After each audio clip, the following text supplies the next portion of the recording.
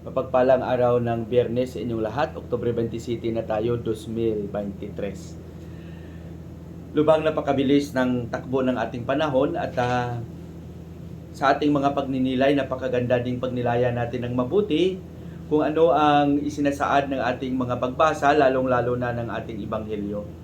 Nagkakatuwa na kahit paano sa napaka-busy natin sa ating mga gawain, naghahanap pa rin tayo ng pagkakataon na makarinig ng mga pagninilay na dala sa atin ng ating mga pagbasa, lalong-lalo na ng ating Ebanghelyo. Patuloy lang tayo sa pagpapasalamat at pagpupuri sa Panginoon dahil sa kanyang kabutihan. Alam natin, kayo mismo ang makapatutuo na ang Panginoon ay napakabuti. Amen? Mga kaibigan, mga kapatid, sa ating pagninilay sa araw na ito, araw ng Biyernes, ay ibabahagi sa atin ni San Lucas, Kapitulo 12, versikulo 54 hanggang 59. Dito napapansin natin sa ating Ebanghelyo, mga kaibigan, na si Jesus ay nakipagtalastasan sa mga Pariseyo.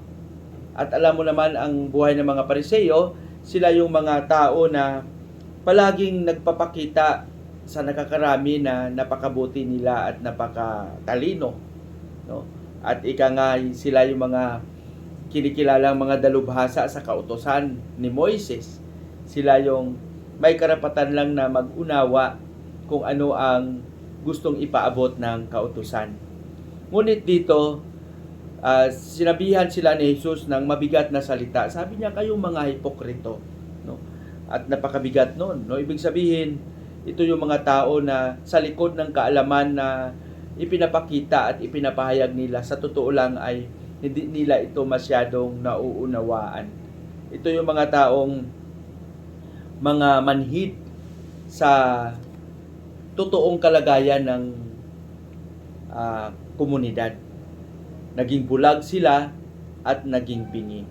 Kaya nga sabi ni Jesus, marunong lang kayo magpaliwanag kung ano ang mga nakikita nyo sa paligid. Pero, sabi niya, hindi nyo man lang makita kung ano yung totoong kalagayan, lalong-lalo na sa kalagayan ng bawat isa. Siguro, mas mabuti na pagnilayan din natin ito ng mabuti. May mga kapatid tayo na very talented, magaling sila magsalita, magaling sila magpaliwanag, ngunit sa likod ng mga ito ay parang lumalabas yung kanilang pagka-ignorante, no? Bato-bato sa langit, may mga taong gano'n naman talaga, no?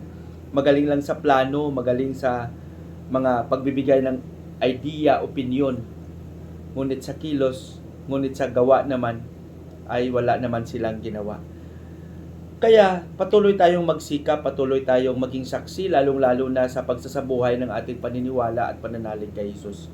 Idalangin natin palagi na mabigyan tayo ng kaliwanagan, mabigyan tayo ng kaalaman, upang sa ganun ay maging tapat tayo sa pagsasabuhay ng Ebanghelyo.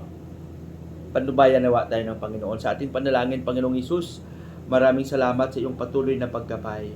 Maraming salamat sa patuloy mo na pagbibiyaya ng mga